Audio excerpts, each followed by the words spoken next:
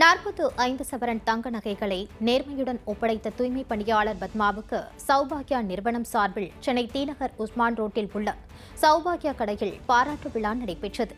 நகைகளை நேர்மையாக காவல்துறையில் ஒப்படைத்த தூய்மை பணியாளர் பத்மாவை சௌபாக்யா நிறுவனத்தின் இயக்குநர் வரதராஜன் அழைத்து சால்வை போர்த்தி பாராட்டினர். பின்னர் பத்மாவுக்கு வீட்டு உபயோகப் பொருட்களை அன்பளிப்பாக வழங்கி வாழ்த்தினர். தொடர்ந்து தூய்மை பணியாளர் பத்மாவின் கையால் அன்னதானம் வழங்கப்பட்டது. இந்த மாதிரி வேலை முடிச்சுட்டு போகும்போது பை ஒன்று இருந்தது, எடுத்து பார்த்தா சாப்பாடு மாதிரி தெரிஞ்சுது. எடுத்துன்னு வீட்டுக்கு போகலான்னு பார்த்தா சாப்பாடாக இருந்தது, நகையாக இருந்தது. அப்புறம் எங்கள் வீட்டுக்காரர்கிட்ட சொன்னேன். அவர் எடுத்துன்னு போய் சூப்பர்வைசர்கிட்ட கொடுக்கலாம் வான்னு சொல்லிட்டு கூப்பிட்டு வந்தார்.